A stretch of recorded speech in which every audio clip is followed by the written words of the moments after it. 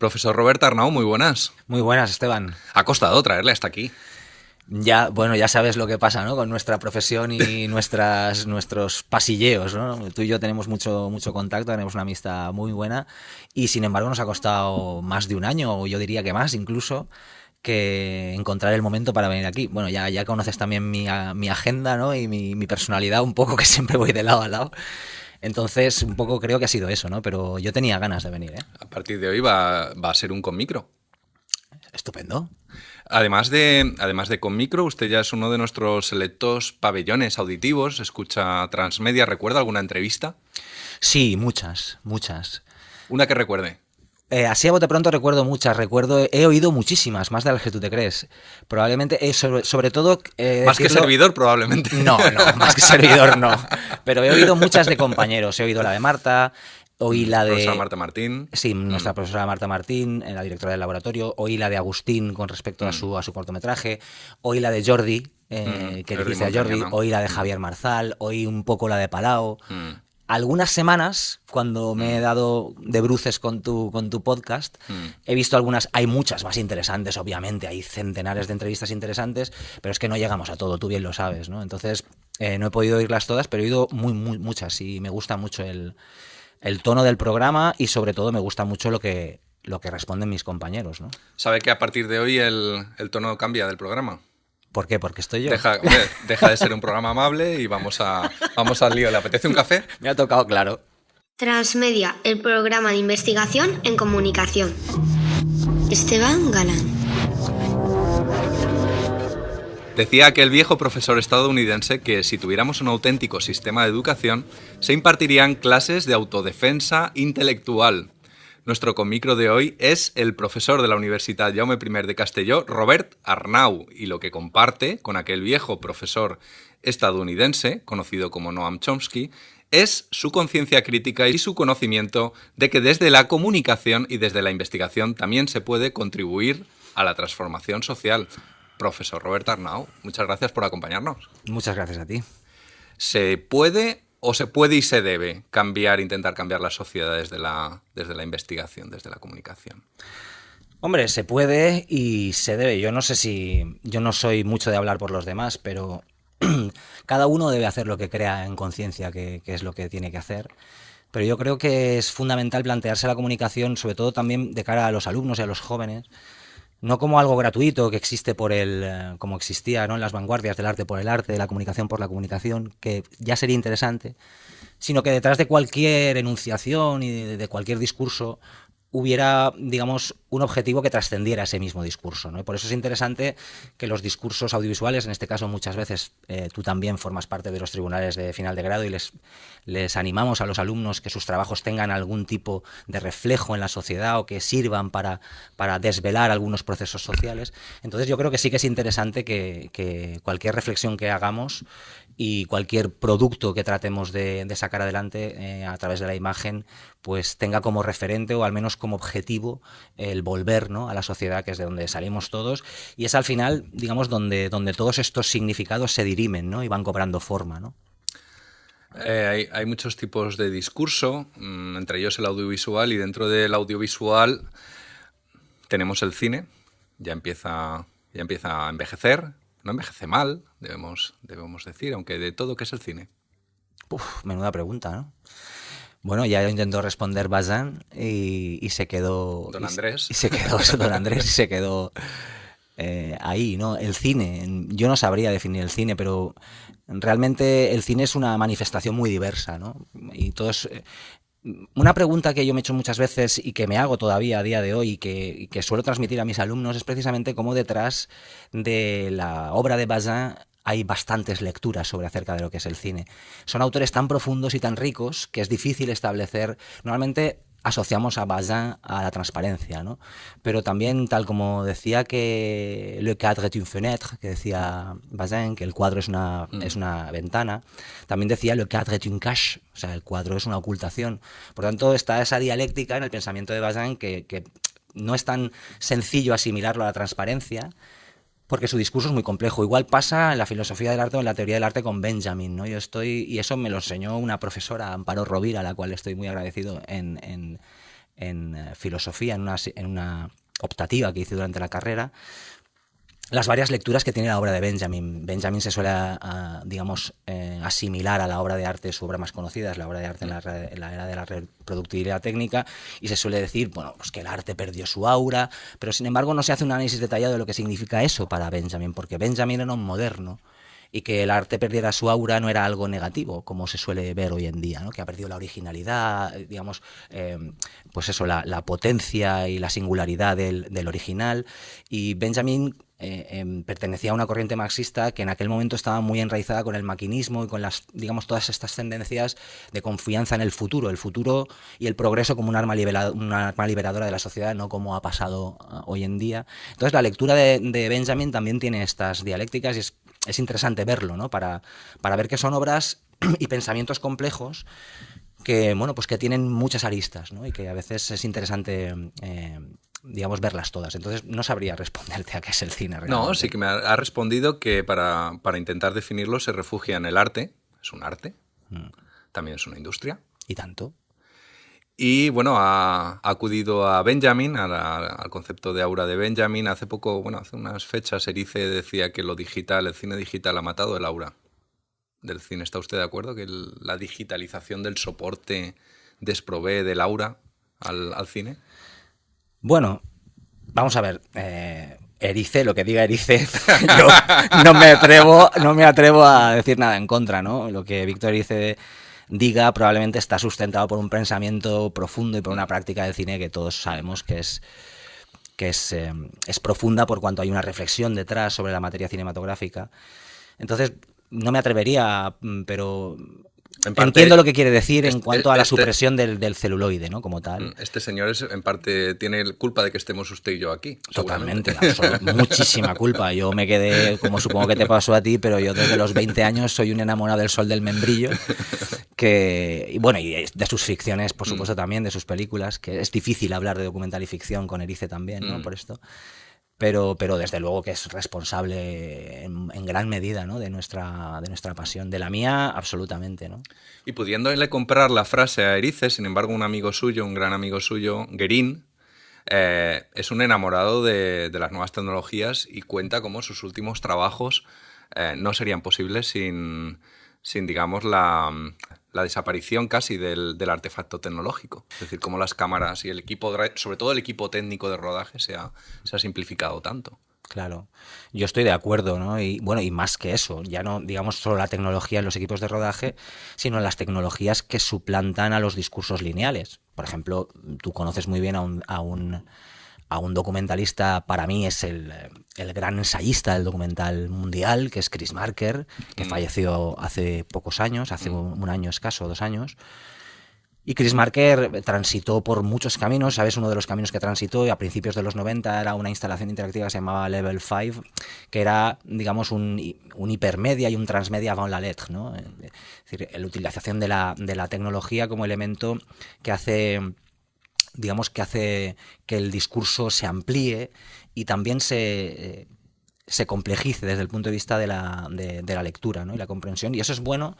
Para mí siempre ha sido muy bueno el no comprender los textos, ¿no? Porque ha sido una especie de reto. A veces no, y esto a veces también me han llamado, o me puedo haber pensado yo incluso un poco elitista. Lo he comentado muchas veces también con nuestro compañero y querido amigo Agustín Rubio, ¿no? Y hablaba muchas veces con Agustín que él, bueno, Agustín sabes que es una máquina de ver cine. Yo no sé de nada que no haya visto Agustín, pero precisamente hablábamos de esto, ¿no? Como todo lo que yo había visto, él no lo había visto, ¿no? Decía, porque yo me he fijado siempre en cosas pues muy extrañas, ¿no? Pero no por el hecho, digamos, snob de que me guste lo raro o destacarme de lo demás por lo raro, sino porque lo raro o lo poco inteligible requería de mí mucho esfuerzo y requiere de mí, digamos, también el borrado de determinadas estructuras de interpretación que tenemos todos en la cabeza. Entonces ha sido un ejercicio de eso, ¿no? De reeducación muchas veces y de bueno, de saber que muchas veces los límites de lo narrable no están dentro de nosotros y no tanto en las obras, ¿no? Y en las películas. Por tanto, muchas veces si lo que un autor te propone no lo entiendes, no es que el autor sea muy raro, sino que tú no tienes los mecanismos para desentrañar. ¿Y cuando no lo entiendes le puedes preguntar al texto? Claro, de eso se trata. De eso se trata. ¿Y cómo se pregunta? ¿Se vuelve a ver? Claro. ¿Se repasa fragmentos? Sí, yo no sé si a ti te ha pasado, pero yo recuerdo, por ejemplo, un proceso de una película que además que he visto muchas veces con amigos en el cine y que es poco habitual verla en el cine, porque es una película surrealista que se llama La Concha y el Reverendo, de Germain Dulac, que no sé si te sonará. Sí. Es un cortometraje interpretado también... Creo además que la vi por culpa suya. Ah, sí, pues puede ser.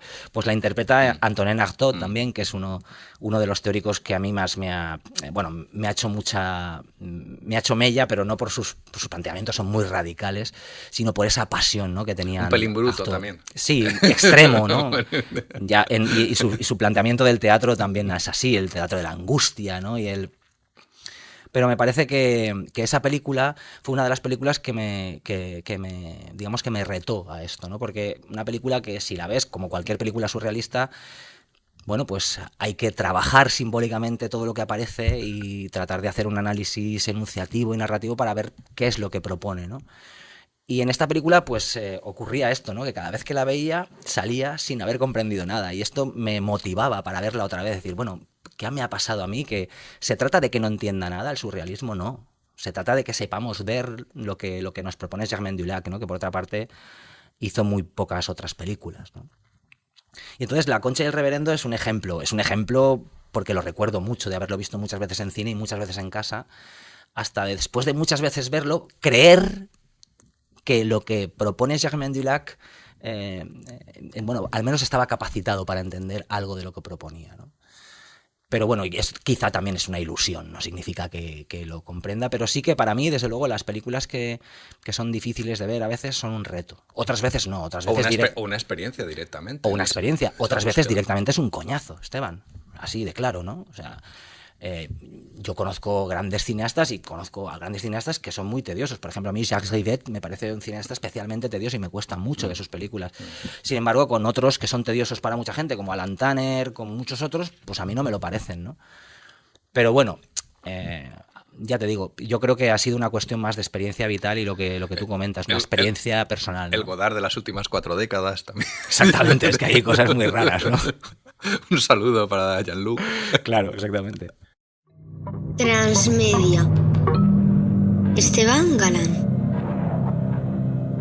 Seguimos disfrutando de un maravilloso café con micro con el profesor Robert Arnau. Lo que nuestros selectos pabellones ahora mismo quieren saber es lo que está usted viendo en la pantalla de mi ordenador portátil. ¿Lo puede describir? Bueno, pues sí, estoy viendo a un maestro. Primero a una excelente persona. Un señor con gafas. Un señor con gafas, de unos 70 y tantos años, aunque no lo parezca.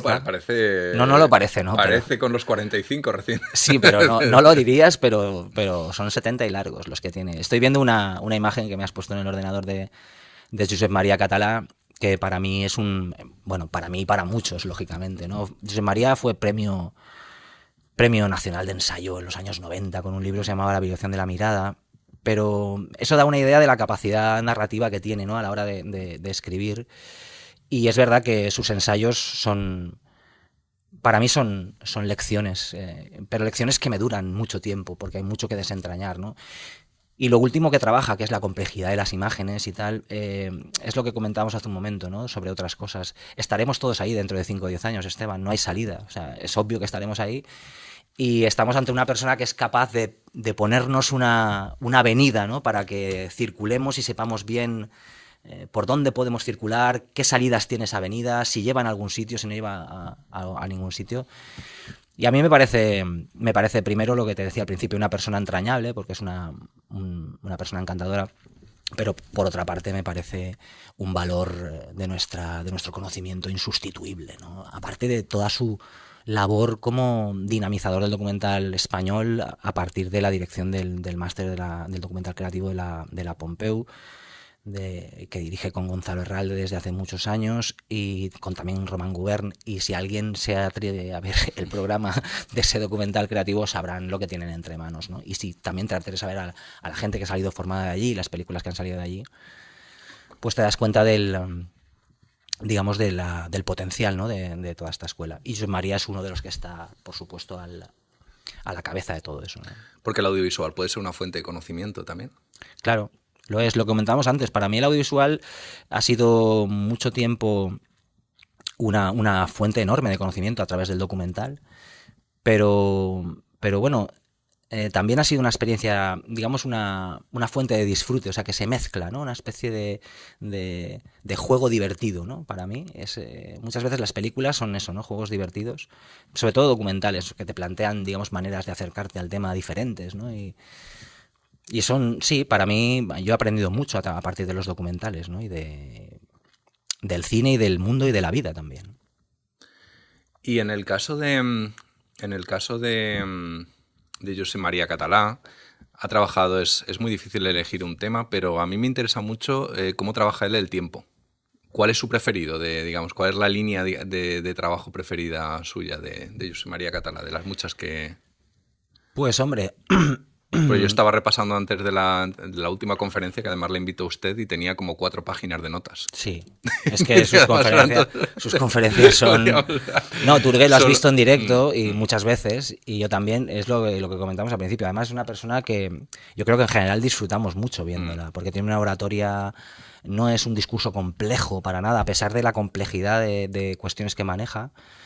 A mí me interesa mucho, y hablaba con nuestro compañero Aarón, nuestro querido compañero Aarón Rodríguez, profesor también de la universidad y compañero del grupo de investigación, y yo creo que de una de las personas que más saben de cine de esta universidad, es obvio, ¿no? Solo hay que leer lo que escribe y darte cuenta rápido. Pues comentaba con Aarón precisamente pues lo singular de su último ensayo, ¿no? La gran espiral. No sé si tú has tenido oportunidad de leerlo, pero Aarón hizo la reseña para una revista y yo estaba leyéndolo en ese momento, hace ya, pues ahora ya un año casi, por lo menos. Y todos, coincidíamos precisamente en la capacidad que tiene que tener una persona para hacer un ensayo de ese calibre, ¿no? Que si lees el índice parece casi un poema en prosa. Realmente es un trabajo de una magnitud de calado, ¿no? De un recorrido largo, porque propone una serie de cuestiones que nadie había enunciado como él las ha enunciado, al menos yo no conocía a nadie que las hubiera enunciado de ese modo, y habla de una cuestión muy importante, ¿no? Y habla, digamos, de cómo este sistema económico en el que vivimos, y por ende, digamos, también la extensión del sistema comunicativo, pues fomenta unas determinadas actitudes y sobre todo unos determinados estados mentales. Y él habla el subtítulo del libro es La gran espiral, capitalismo y paranoia, por cuanto, digamos, hoy estamos ante una situación desde el punto de vista del pensamiento difícil, ¿no? También eso conecta, no sé si estamos poniéndonos muy trascendentes, pero conecta con un libro que comentábamos también hace poco, lo comentaba también con Aarón y con algún compañero, se lo comentaba también a José Antonio Palau, y quizá lo he comentado contigo, a lo mejor en algunas conversaciones, que es un libro de una filósofa española que se llama Nueva Ilustración Radical, que se llama Marina Garcés, una filósofa de nuestra edad que es hiperlúcida, hiperbrillante. El libro es muy finito, pero es un ensayo lúcido, ¿no? sobre el momento en el que estamos desde el punto de vista del pensamiento y cómo, digamos, la dificultad de pensar en un futuro digamos, nos lleva a un estado de ánimo cercano también a la paranoia y a la locura, ¿no? Y es verdad que son cuestiones que están planeando en nuestra sociedad y que parecen secundarias, pero que de alguna manera también... explican cosas. Claro, es lo que te iba a decir, alimentan muchas cuestiones de las que están pasando hoy en día, ¿no? Para pensar hace falta espacios, luego teniendo el espacio puedes decir pensar o no, pero claro, si no existe el espacio para hacerlo, pues es imposible. ¿Cuáles serían las arquitecturas para pensar que necesitaríamos? Tenemos claro que ver 9 temporadas de una misma serie no ayuda, evidentemente, porque al final pues son repeticiones de estructuras, muchas veces manidas, siempre hay excepciones, lógicamente, pero... ¿Qué estrategias, digamos, para nuestros pabellones que nos están escuchando? ¿Cómo puede usted, digamos, intentar escapar de la urgencia que nos aleja del pensamiento, que al final tampoco estamos hablando de cosas tan grandes, pues simplemente tener un yo, reconocerte en el yo que eres y estar cómodo con tus rutinas y con las cosas que haces, una cierta coherencia, ¿no? en en el mundo en el que habitas. Sí, entre lo que piensas y lo que haces, ¿no? Efectivamente, Que que hay una cierta Sí, correlación. hablábamos hace un momento, te comentaba lo que me interesa, pero como líneas más de... A mí me interesa mucho la investigación y siempre lo he dicho esto, yo soy enemigo de las respuestas, odio las respuestas, porque las respuestas me limitan. Las respuestas me dejan sin argumentos, me dejan sin capacidad de movimiento y a mí me gustan mucho las preguntas. Yo sé que esto podía ser raro porque un investigador tiene que al final hacer afirmaciones y bueno, y para eso están las conclusiones de las investigaciones. Pero me parece mucho más rico la pregunta como motor crítico que la respuesta que digamos fija un determinado panorama y ahí es donde te tienes que mover. Hace un momento hablábamos de Milgram, ¿no? De Stanley Milgram y cómo sus investigaciones, y te lo comentaba también, ¿no? Es curioso cómo las investigaciones de Milgram se tiran 30 años en el olvido. ¿Por qué? Porque a nadie le interesa investigar por qué nos comportamos como animales. A nadie le interesa, sobre todo a nadie que sabemos lo que es la investigación administrada, nosotros que estamos en este ámbito. Entonces, son investigaciones que se tiraron 30 años en el olvido y cuando alguien se interesó por ellas a finales de los 80, oiga, ¿usted investiga esto? Milgram dijo, pues sí, oiga, yo llevo 30 años investigando esto, ¿no? Pero me interesa eso por esto que comentábamos, ¿no? Porque ¿cuál es el punto en el que la psique humana o, digamos, la capacidad plástica del cerebro humano, en el sentido, la plasticidad del cerebro humano que es capaz de, la empatía es parte de eso, yo creo, que es capaz de ponerte en el lugar del otro? ¿En qué momento eso deja de funcionar y atendemos a razones, digamos, más endogámicas, mucho más egoístas y mucho más excluyentes para configurar el mundo? Y eso es lo que está en la base de muchos de los problemas que vivimos. Yo, vaya por delante, no soy nacionalista y no creo que lo de Cataluña tenga, digamos, un recorrido como han tenido otros nacionalismos en Europa. Tampoco me parece bien que haya gente en la cárcel. Creo que podían haber otros mecanismos. También creo que se ha incumplido la ley, por tanto, pero me refiero a que... No es una cuestión sencilla. No, exactamente. Pero me refiero a cómo llegamos a perder, ¿no? digamos, la capacidad de reconocernos como seres humanos y ponemos por delante ideas o instituciones... Panfletos. O naciones, exactamente. Ideas que están construidas y que están despojadas de lo humano para que funcionen, porque si no, no funcionan, ¿no? Es un poco, mira, en este examen perdona si me estoy enrollando, pero es que hablando contigo da gusto, pero en este examen de realización es la primera vez que he hecho esto. Nunca les había puesto una secuencia para analizar en tiempo real. Y esto es lo que nos hacía a nosotros, en su época, Vicente Sánchez Biosca, que es uno de los grandes profesores que yo he tenido, una persona a la que admiro muchísimo. Y nos ponían en cinematógrafo y vanguardias artísticas. Recuerdo de una asignatura que se llamaba así, que impartía él, y veíamos pues el último. Eso eran Murnau. títulos. Sí, eran títulos. Títulos de asignaturas. Imagínate qué chulos, ¿no? Pues él nos ponía una secuencia y 3 o 4 veces ya teníamos que analizar. Y les puse eso el otro día y les puse una secuencia de Cabaret, que no sé si recuerdas, que es un exterior... que está en una fiesta de la cerveza y es cuando está empezando a subir, digamos, la hegemonía del nazismo, y en la fiesta de la cerveza empieza un cántico, Tomorrow's Belong to Me, exacto, esa secuencia, como la sociedad está inflamada, ¿no? Y es un ejemplo de esto, ¿no? Y también me interesa el documental, lo comentaba hace muchos años en una reunión que tuvimos aquí, cuando nos preguntaron, cuando a mí me preguntan estas cosas me desarman, porque yo esto no lo he pensado nunca, lo pienso en el momento, ¿no? ¿Y por qué te interesa tanto el documental? Bueno, pues no sabía qué responder, pero pensé y estuvimos de acuerdo algunos. No me interesa tanto también porque sea un formato, digamos, en el que se empleen elementos icónicos que provengan de lo real o que tengan, digamos, existencia más allá de la película. No tiene nada que ver con eso.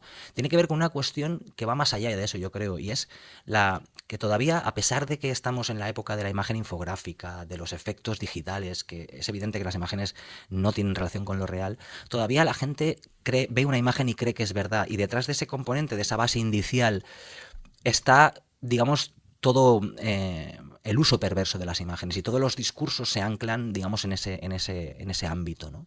Entonces me parece muy útil todavía a día de hoy combatir ese hecho, ¿no? De que la gente ve una imagen y dice, no, es verdad, porque he visto la imagen. Y bueno, y no sé por qué te decía esto, pero conecta un poco también digamos, con la capacidad que tenemos los humanos de perder la humanidad, y lo de Milgram, ¿no? Que son estos discursos que van, digamos, envenenándonos y van haciendo que olvidemos nuestra faceta humana y que seamos capaces de eso, de deshumanizarnos y ser partícipes de cosas que nunca hubiéramos pensado que éramos capaces de hacer, ¿no? Y no hay ninguna sociedad vacunada contra la barbarie. De momento no. Bueno, hay una cosa que ayuda, que es la educación. La educación Ayuda, ayuda. pero tampoco es definitiva, ¿eh? Transmedia. Esteban Galán. Seguimos disfrutando de un maravilloso café con el profesor Robert Arnau. El documental tiene que ver con documento. O sea, un documental tiene parte de documento, documenta aquello que muestra. ¿Hay una huella con aquello representado? Pues hombre, es una muy buena pregunta. Desde la semiótica sabes tú bien que sí, hay una huella, que es lo que decíamos que se denomina la base indicial de la imagen, por cuanto se supone que conserva un indicio. Todos sabemos, bueno, en nuestro ámbito es muy frecuente la distinción entre signo, icono e indicio, y sabemos que la imagen efectivamente conserva un indicio de algo que estuvo delante de ella. Pero, entonces es verdad. Claro, hay una diferencia entre eso y que sea verdad, ¿no? Hay una diferencia entre que la imagen conserve algo que estuvo efectivamente delante de ella y que después lo que se hace con ella sea una verdad. Yo creo que la verdad en la imagen, o como la objetividad, pues es una quimera. Digamos, es una entelequia en el sentido de que cualquier imagen, y la teoría del discurso también habla de eso, digamos, proviene de un ente enunciador, de un ente que habla. Y nosotros, que estamos muy habituados a trabajar en este ámbito, siempre que hay una imagen, por tanto hay un discurso audiovisual, hay alguien que lo dice, y nadie dice las cosas por nada, ¿no? Nuestra deformación profesional es esa, ¿no? Alguien, y a veces ese alguien tiene poder. Exacto, mucho poder. Entonces, ahí cuando tiene poder la cosa se complica más todavía, porque es capaz de hacer barbaridades, ¿no? Y puede ser que al poder le interese estar detrás de los discursos, de los medios de comunicación, de las productoras, de los gobiernos que conceden subvenciones a unos proyectos y a otros no. Claro, lógicamente. Lo cual, tal vez desde el audiovisual lo que estemos haciendo es legitimando un sistema pues con sus virtudes y sus injusticias, seguramente, sin capacidad crítica, ¿no? Claro, absolutamente. ¿Y sabemos eso o ni siquiera, como decía Chomsky, ni siquiera sabemos que no lo sabemos? Bueno, vamos a ver, yo creo que hay una tensión clarísima entre tú preguntas a cualquiera y cualquier alumno de primero te dice, no, hombre, claro, los medios, pues hombre, son interesados porque responden a los intereses de su dueño. O sea, eso es algo que sí, se sabe, pero se sabe y a la vez que se sabe se olvida enseguida, ¿no? Y además yo creo que la cuestión es más compleja que eso. O sea, esto sería muy sencillo, eso lo digo yo a los alumnos. Yo creo que no es tan sencillo, aunque es una respuesta, digamos, muy directa, el ver quiénes son los dueños de la cadena o del medio para saber cuáles son sus intereses o cuál va a ser su línea editorial. No es lo único, porque dentro de los medios, afortunadamente, y mal que a algunos directores de medios les pese, hay periodistas. Y los periodistas no son todos empleados a sueldo que dicen lo que quiere el editor que digan, ¿no? Entonces, yo creo que es un mecanismo, el documental, que nos permite ver hasta qué punto el trabajo sobre la información, sobre la realidad, se está haciendo desde un punto de vista riguroso y honesto o se está haciendo desde un punto de vista interesado y partidista. Y yo creo que es un elemento muy claro porque precisamente también en televisión española, bueno, todos sabemos lo que está pasando en televisión española, yo no puedo dejar tampoco de decirlo aquí, ¿no? Que ahora ha cambiado el gobierno de Pedro Sánchez enseguida, pero han sido unos años en el que el Consejo de Informativos de Televisión Española ha tenido una actividad que no es normal que un consejo de informativos tenga esa actividad. Esto es como cuando compras un coche y tienes que estar 3 años seguidos en el taller, ¿no? Entonces no es normal que un coche le pase eso, pues tampoco es normal que un medio público, los periodistas del Consejo de Informativos, relaten más de 500 malas prácticas en menos de un año. Pero deja de ser esta noticia de la reiteración, se produce el efecto contrario, es decir, el número, digamos, de hechos anómalos que se producen hace que la propia, digamos, deje de ser noticia. Sí. Pues mira, otra vez. Sí, ya llega un momento que por cansancio y agotamiento al final hasta consiguen su objetivo, ¿no? Que es que se invisibilice una situación anómala que es de manipulación y de utilización partidista de un medio público. Claro. Sí, lo mismo ocurrió con Canal Nou, ¿recuerdas? Con Canal Nou, ¿qué pasó? Bueno, pues al principio éramos muy críticos, pero al final, ¿cuál era la cuota de pantalla de Canal Nou? Era una risa, porque es que, pero vamos, ni los convencidos del partido en el gobierno eran capaces de seguir viéndolo. Entonces, bueno, pues sí, es una manera, fíjate, a mí me sabe mal, porque tampoco quiero hablar en nombre de todos, digamos, los miembros de una determinada organización política ni nada. Pero es evidente que hay un partido en España, puede ser que haya varios, pero hay uno en especial, tradicional, al que no le interesa nada lo público. pero ni la sanidad pública, ni la educación pública, ni los medios públicos. Y eso se traduce en unas estrategias, en unos comportamientos que precisamente lo que buscan es pervertir siempre lo público para después tener argumentos que refuercen su posición de partida ideológica, que es lo público no es rentable, lo público es un cáncer, vamos a darle de ganar a nuestros amigos, que es lo que hacen habitualmente. Ya esto no lo digo yo, lo digo con tal libertad porque hay varias sentencias ya que condenan a un partido en este país, lo cual es algo ignominioso, ¿no? Sobre todo teniendo en cuenta que es un país que es un partido que se ha tirado 20 y tantos años en el poder aquí en Valencia y la tira también en el... Me pasa una cosa, España, que ¿no? si sumas en un presupuesto la partida de educación y la de sanidad, es un porcentaje muy, muy, muy, muy importante del presupuesto. Es decir, son muchos millones de euros. Totalmente. Entonces la privatización de todo, de parte de esa tarta, pues lógicamente es algo muy goloso y que no solamente es un debate que está aquí en España, sino que está en Europa y en todo, Totalmente. En todo el mundo. Entonces, además, es que es eso. Es algo que es una lucha que se va a tener que librar en los próximos años. Sí, además que yo creo que en ese sentido has dado en el clavo, ¿no? En el sentido de que, fíjate, yo recuerdo cuando éramos muy jóvenes, o más jóvenes, pero era a principios de los 90, del siglo pero pasado. muy principio del siglo pasado, sí. ¿Cómo recuerdas que hubo unas reuniones de la Organización Mundial del Comercio a principios de los 90 que generan un cambio muy profundo en el sector audiovisual porque es la primera vez que coinciden en las mismas empresas, los mismos conglomerados empresariales, los productores de contenidos y los gestores de las redes? Espere un momento. Quiero preguntarle más cosas, pero me he quedado sin tiempo y para que no entienda que esto es un acto de censura, le voy a invitar a continuar la semana que viene, ¿le parece? Muy bien. Más contenidos en comtransmedia.com. Transmedia.